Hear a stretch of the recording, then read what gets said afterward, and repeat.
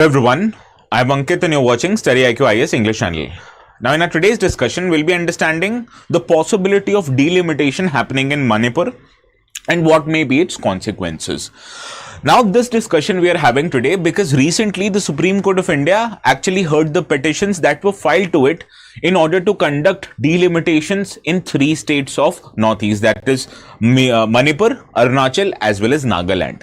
Now in this regard, Supreme Court has allowed the central government 3 months of time to furnish a response highlighting what are the measures has the central government taken in order to complete the pending demand of delimitation in these 3 northeastern states of India. Now regarding the possibility of delimitation happening in Manipur, the leaders from Meitei community as well as organizations cutting across the party lines have responded and have highlighted that the older concerns that were there which did not allow for delimitation to happen in these states have not been addressed, and if you are actually going to undertake this process of delimitation, you have to meet our newer demands. So what are these older concerns and what are the newer demands by various communities in Manipur? We'll try to understand in our today's discussion. But before understanding this issue, let us very briefly understand the concept of delimitation.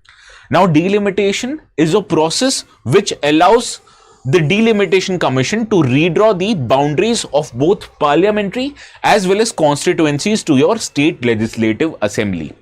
Now, this process is done in order to ensure equal representation, which is on the basis of change in population. Now, it also involves fixing the number of seats which are allocated to each state in both Lok Sabhas as well as the total number of seats in each and every state legislative assemblies. Now, why this process of delimitation happens? First of all, this process of delimitation happens in order to reflect the impact of population growth and also to ensure that equal representation is happening across the population levels in the country. Similarly, it is undertaken after a few years, that is 10 years in India, in order to prevent imbalance happening in the political sphere. So these are the 3 reasons why you need delimitation process to happen. Understand? Now there are various provisions in the Indian Constitution which allows for delimitation exercise. This is Article 82, which requires Parliament of India to revise the allocation of Lok Sabha seats among every state after every census.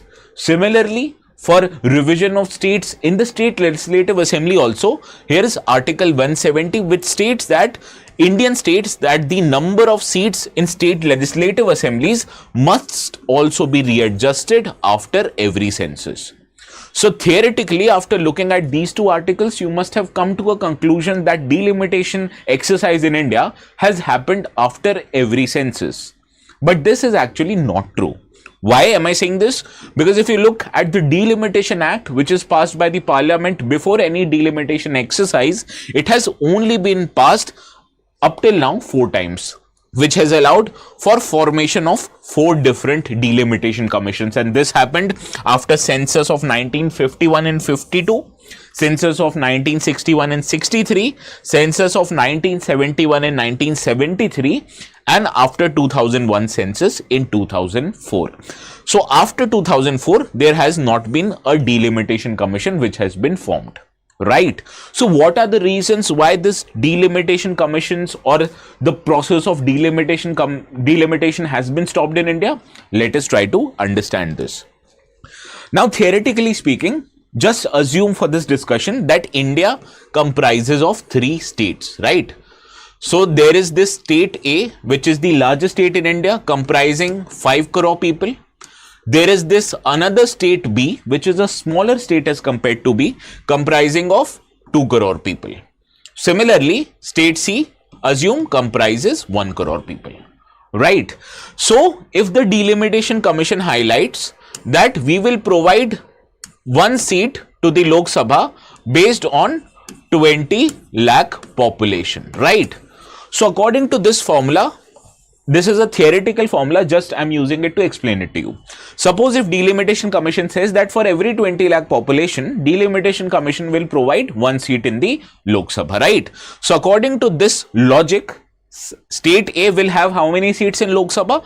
It will have 25 seats in Lok Sabha. Similarly, state B will have 10 seats in Lok Sabha and state C will have 5 seats in Lok Sabha.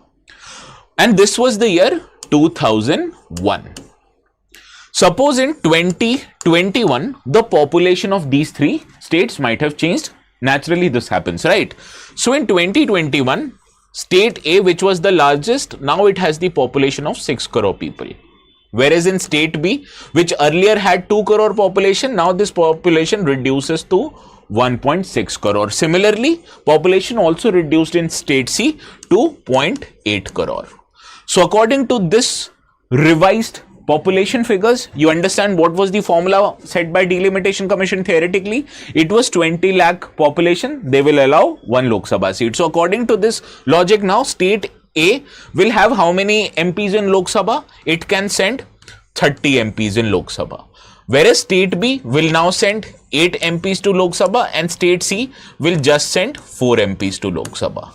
So from these two hypothetical examples, it might have been quite clear to you that because of increase in population in state A, now state A is sending more Lok Sabha MPs, therefore it has higher representation in the Lok Sabha.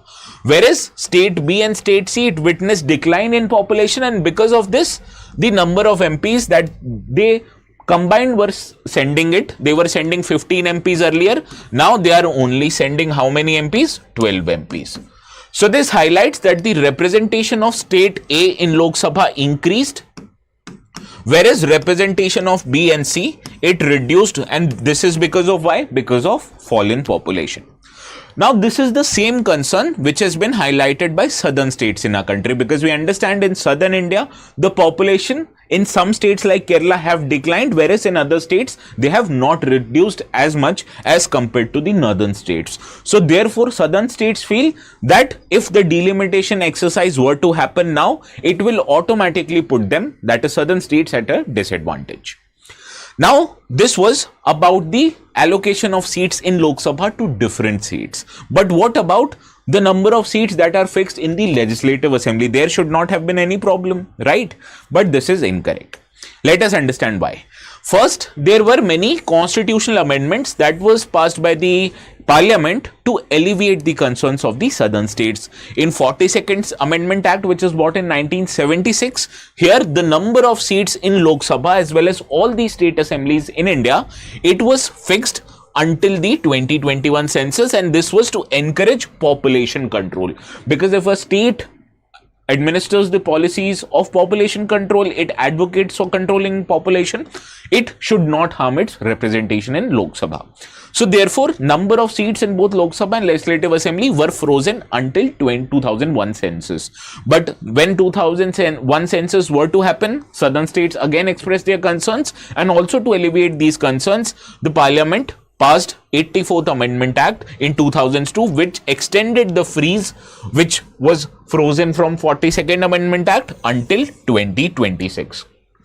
But even after 84th Amendment Act, it allowed for delimitation process to happen. But there was this catch in this delimitation process. What was the catch?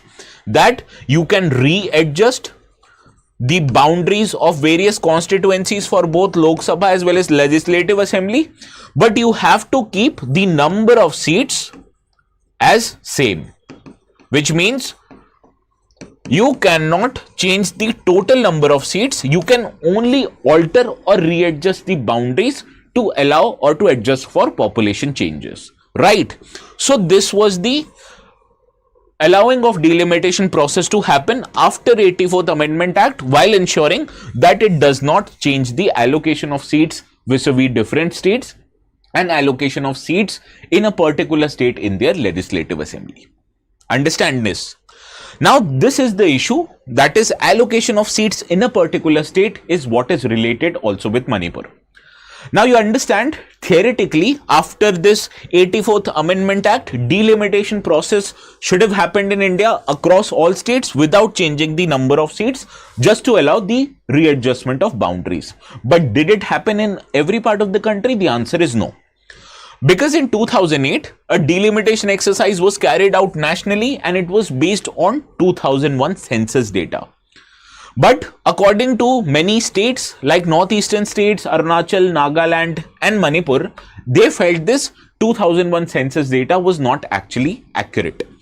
And because of these concerns, they expressed their concerns to the central government, and in the notification which was issued by the president, it actually did not allow for such delimitation exercise to happen in 4 northeastern states, that is Assam, Manipur, Arunachal as well as Nagaland, and also in the erstwhile state of Jammu and Kashmir, the delimitation exercise did not happen in 2008 based on the 2001 census data.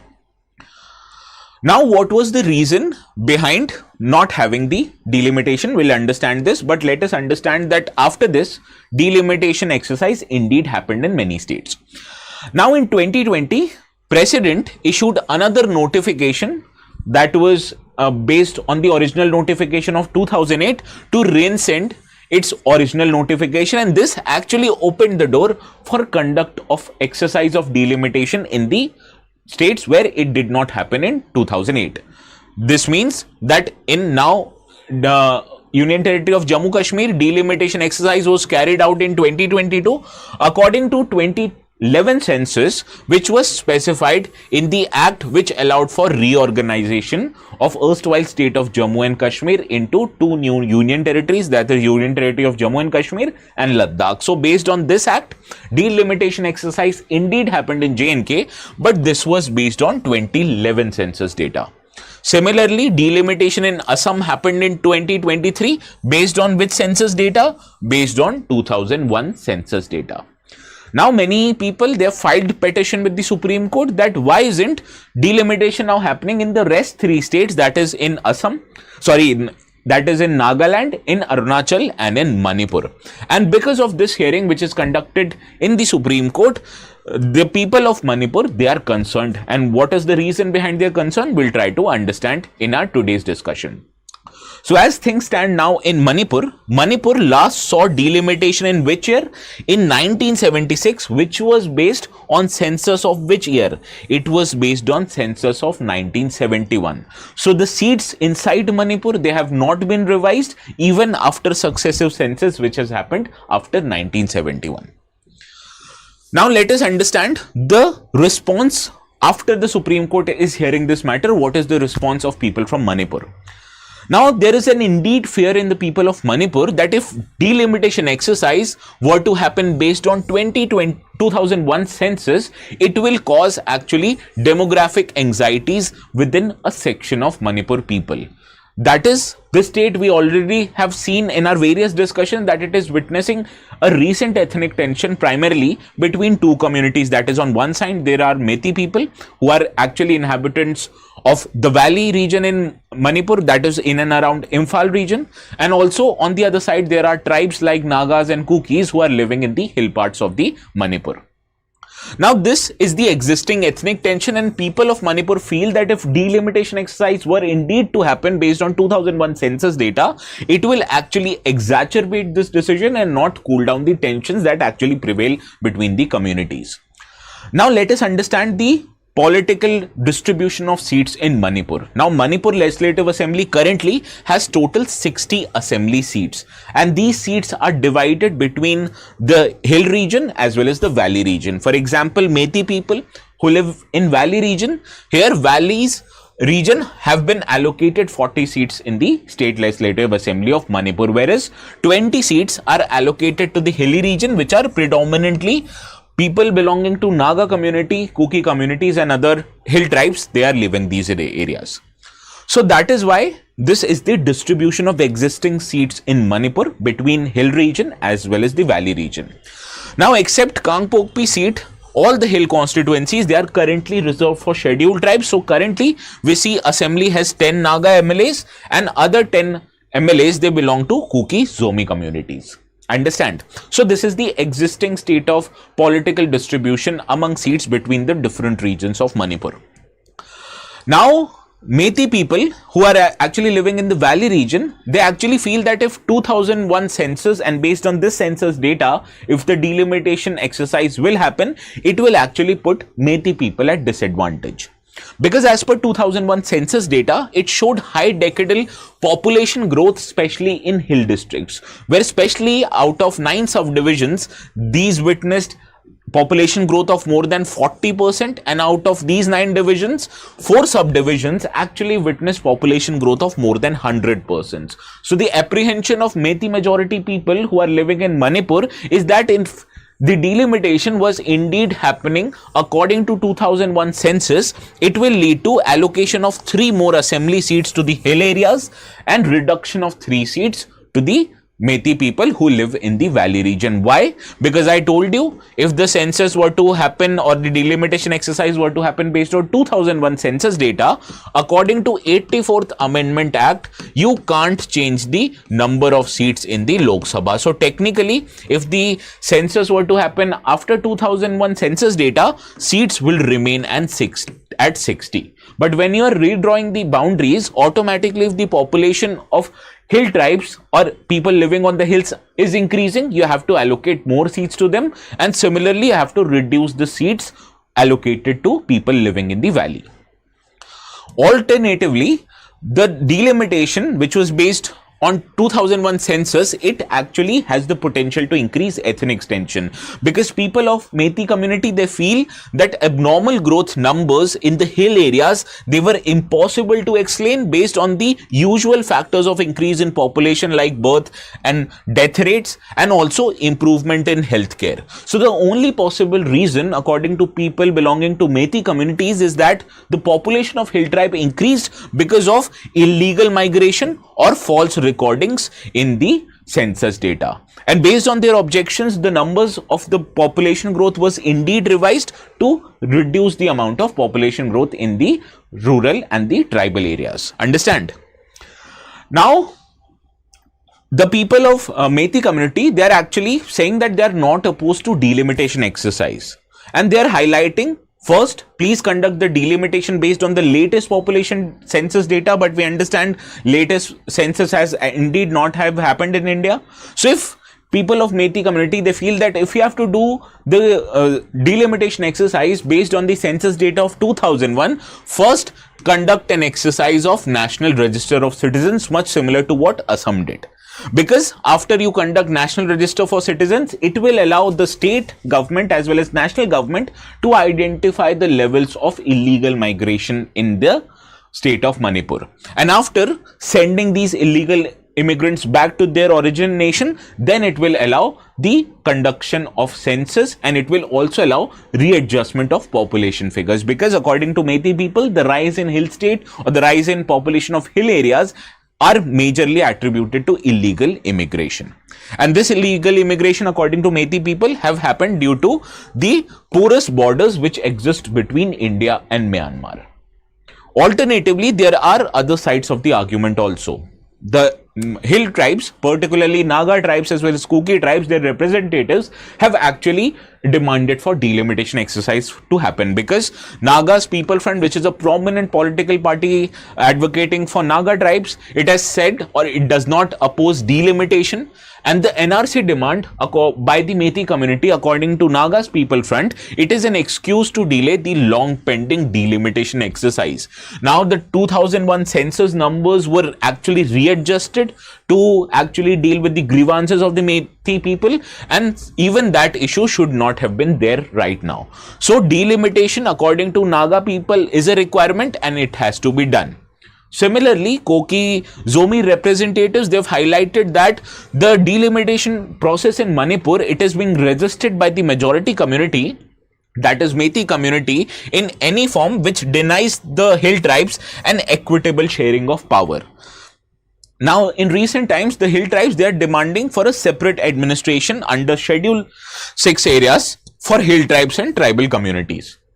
So the Kuki Zomi representatives have indeed said that when majority people are denying them the equal representation in the House of the Manipur, this indeed highlights that why their demand for separate administration has been there for such a huge time, because these people, they actually feel that their numbers and their representatives do not ideally reflect their increase in population in the Legislative Assembly of Manipur. Now, this was all for today's discussion. I believe I've covered every side of the argument, but if you feel I've missed out on something, please feel free to let me know in the comments. And also, do not forget to subscribe to our channel if you want to watch such similar informative videos in the future. So I'll take your permission. Please have a very good day.